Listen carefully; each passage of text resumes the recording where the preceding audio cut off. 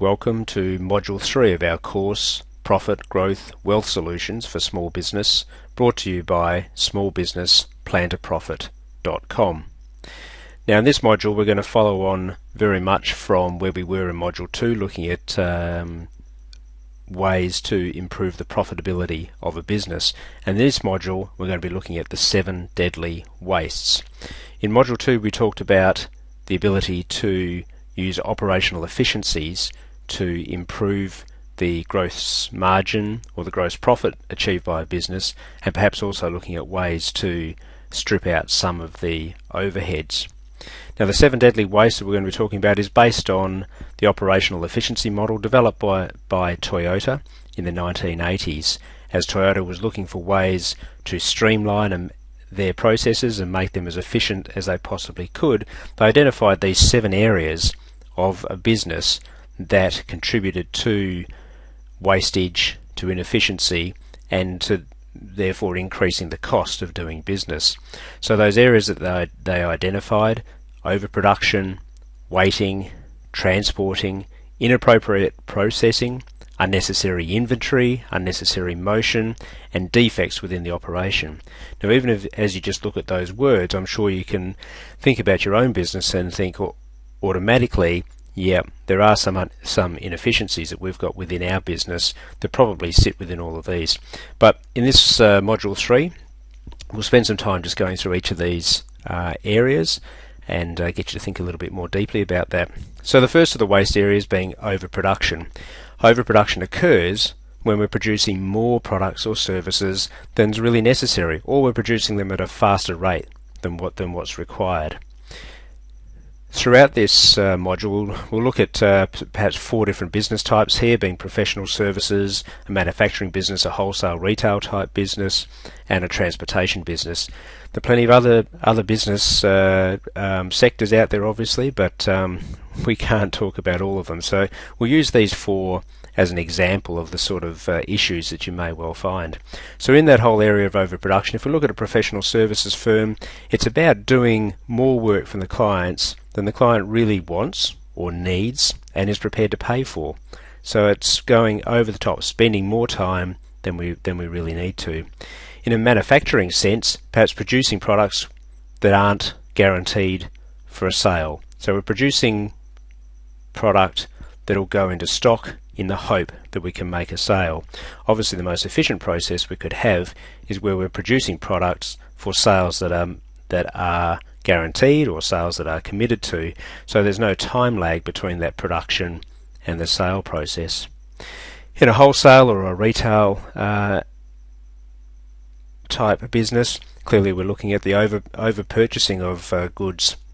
So again, we're carrying too much stock in the hope that we'll be able to sell that during that seasonal position. Perhaps also it's overstaffing. We think that we're going to have a very big run, so we're going to put a lot of staff on in the hope that that is what's going to happen, when in reality perhaps we need to staff for the conditions that we're going to be finding.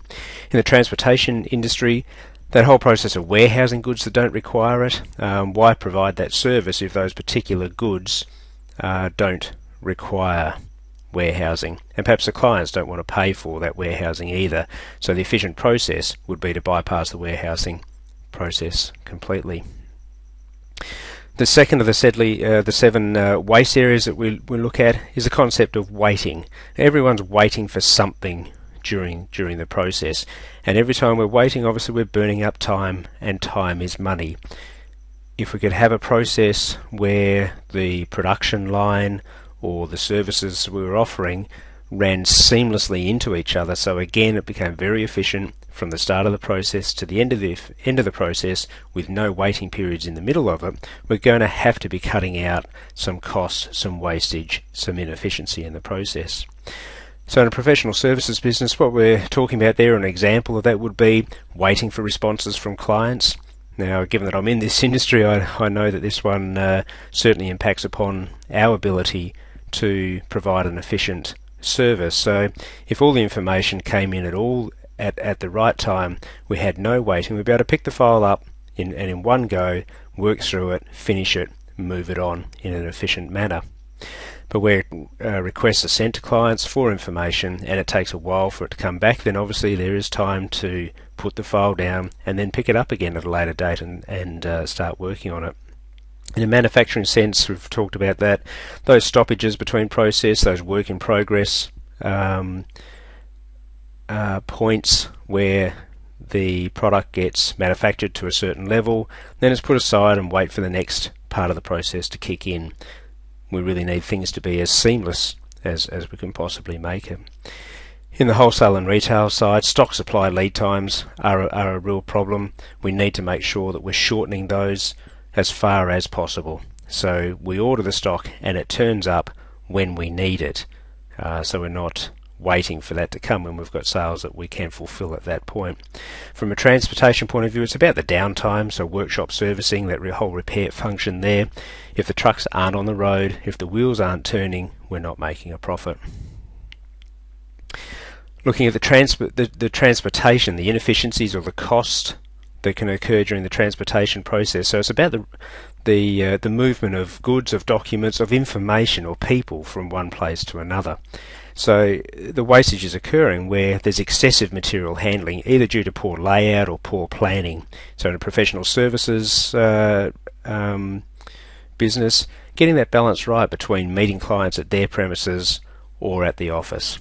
It's clearly more efficient for the work to be done at the accountant or the legal office, in that there's no travel time, and that travel time quite often is not recoverable. But you need to balance that against the benefits of meeting the clients at their place and getting a better understanding of the business. In a manufacturing sense, that whole excessive materials handling, so the number of times that it goes through a process and we transport it from process 1 to process 2 and to process 3, and making sure that all of the raw materials that need to get into each of those parts of the process are getting there at the right time and not having to be transported over excessive distances there to be able to get there. In a wholesale retail sense, really it comes down to the warehouse layout, so making sure that we're not having to move stock around and double handle that stock. In a transportation business, the sequence of pickups and deliveries, that whole run sequence, and just making sure that is as efficient as it possibly can be. The wastage area of inappropriate processing, and that's about using the wrong machine or the wrong person to produce the product or service that we're looking at. In a professional services business, we're looking at allocating the wrong fee earner to the grade of work.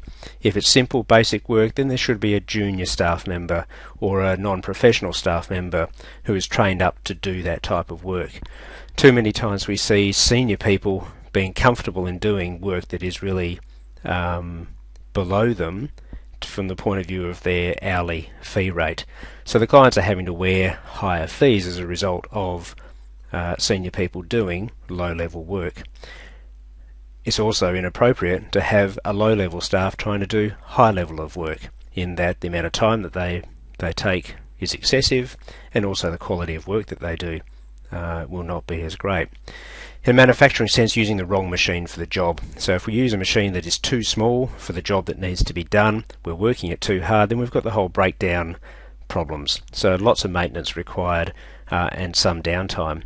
Flip it around the other way, sometimes we find people using a machine that is way too big for the job that's required. So we're not using machines or machinery to its capacity, and that's inefficiency, and that is costing the business in some sense. In a wholesale and retail sense, it's that double handling of stock, and sales staff doing admin roles. People need to be doing the role that provides the most benefit to the business, and that is where those efficiencies come from. If we get the wrong people doing a job that they're not really qualified to do, or taking them away from their main game, we're introducing waste, we're introducing inefficiency, and we're costing the business.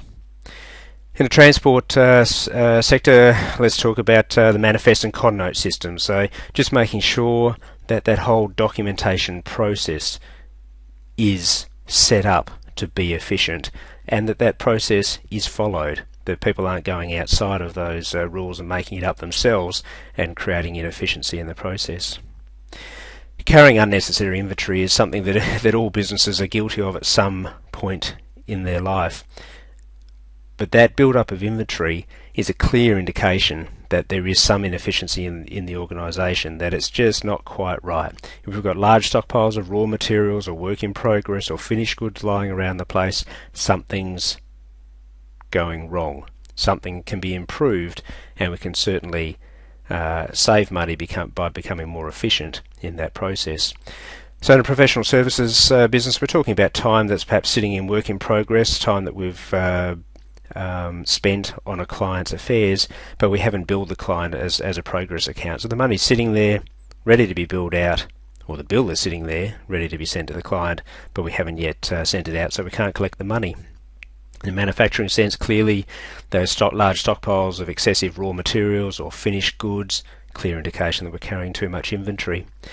Very similar with the wholesale and retail, just that whole product range. Are we focused on the type of products that we're carrying? Is our range too broad? Are we carrying too much and trying to be all things to all people? If we can focus on what's important and carry just the right type of inventory and the right amount of inventory, then we start to run the business very, very efficiently. In a transporting sense, how we use our pallets, the fuel stock, the repair items that we carry in a business, if we have excessive amounts of all of that, it's costing the business money, working capital, to keep that inventory there. So we need to find ways to be able to keep the inventory down to the minimum levels. The concept of unnecessary motion. Now, all employees clearly are involved in movement, and it's about understanding whether that movement's really required. We want to ensure that our employees are as productive and as efficient as they can possibly be, and moving around the place means they're not attending to the work that they need to do. So the more you can cut down any of that unnecessary motion, the more you're going to improve the productivity of those individuals. So in a professional services business, missing files, untidy desks, access to managers, access to information, where are the printers and where are the photocopiers located. So if we can make sure that people have got all of the necessities of life close at hand, then we cut down on that amount of unnecessary movement that occurs around the place. Similar in manufacturing, where are the tools, where's the raw materials, where's our QA points in the process, do we have to carry stock away, are those people on hand at the right time to be doing the roles that they're allowed to do, that they're supposed to do. In wholesale and retail, again about the layout. In transporting, just handling pallets backwards and forwards, moving stock around within the warehouse to make sure that the transport goes out in the right order and in the right manner. So reduce the amount of motion in the business, make sure that everything is at hand when it's required, and we build efficiencies into the process. The final waste is about defects, and I think we all understand what this one is. So the rework, the defective goods and services, the refund policies that we have to put in place, all of that adds to the cost and is quite clear to see. In a professional services firm, that really generally comes from a lack of supervision and review points during a process, so a job is allowed to get too far through the process before someone picks up that it's not being done correctly, so we've got to go back and rework things that have already been done. In a manufacturing, it's about looking out for those computer program errors if we're using computer lathes and computer processing within that manufacturing system, poor quality of materials if our QA policies are not being adhered to properly, we haven't got the right attention to detail, then defects can occur. So getting it right the first time, all the time, is what we need to be concentrating on here. In the wholesale and retail sector, the whole idea of return stock or damaged stock, so our handling processes need to be first rate. Again, we can't afford to damage stock and have to replace it. It costs us money, and the less wastage we have, the less return stock we have, obviously the better our profits are going to be. And similar with transport, making sure the deliveries go out to the right place, that there's no damage occurring to the freight, to the items that we're freighting around the place. So those 7 ways, they're fairly common sense, but there's a process that we take people through to workshop those waste areas and have a look at each one of those ones and sit back and have a think about it and say, these are all the parts of the process that we've got, and yes, we are building up some wastage in here, we are building up inefficiencies in our process, we've allowed them to develop over time, and you can quantify the cost. You can quantify the cost of that inefficiency and that wastage. And when you go through those sort of workshops, you do those waste audits and you're looking at our waste elimination program, it amazes everyone the cost of that waste. This waste elimination, as we say on the slide here, is often one of the most effective ways to increase the profitability in the business, and it affects at both the gross margin level and also at the overhead level. Those that have used this Toyota waste management process swear by the fact that waste in any business can cost as much as 20% of the total operating costs of a business. And if you go through a proper waste elimination process, which often can take a number of years to really put into place and get buy-in from all the staff and become fully functioning, but if you put one of those in, a saving of as much as 20% of the total operating costs of your business are potentially there as savings. So if you're looking at a business has $1 million worth of costs going through that particular business, that's a potential saving of $200,000. And that cost saving goes straight to your bottom line in profit improvement. That is a massive impact on the bottom line. So in summary here for Module 3, where we're looking at these wastes, it ties back into the concept we introduced in Module 2, which is that the profit improvement process comes from small changes aggregating up or multiplying up to give big results, to give massive results to the bottom line profit increase. So again, looking at this table where we can take a base year for a business and make some minor improvements around the place and generate a massive increase in its bottom line profit. The 7 wastes come in here at that profit margin level, so that ability to move a gross margin or a profit margin from 50% of turnover up to 52.5% of turnover, so merely a 5% improvement, might only be small bickies, particularly in businesses like a manufacturing sense. If you can target inefficiencies and remove those inefficiencies, there's nothing to stop you getting 5, 10, 15, 20% improvements in that profit margin. And if you can impact significantly that profit margin, it's probably the single biggest driver of profit increases on the bottom line. So I hope you found that one interesting. I think the concept of waste and inefficiency in a business, too often we just accept a certain amount of waste within the system. We know that businesses are going to be inefficient to some degree, and we hope that our systems are good enough that we're picking up most of the advantages that we can. But time and time again, when we take clients through this particular process, we're finding that even the businesses that from the outside look very, very efficient still have huge cost savings that they can generate and profit improvements that they can benefit from by going through a proper cost reduction or waste management type process. Alright, so that brings us to the end of Module 3. In Module 4, the next one, we're going to be moving on to looking at how to build a framework for a high performance business.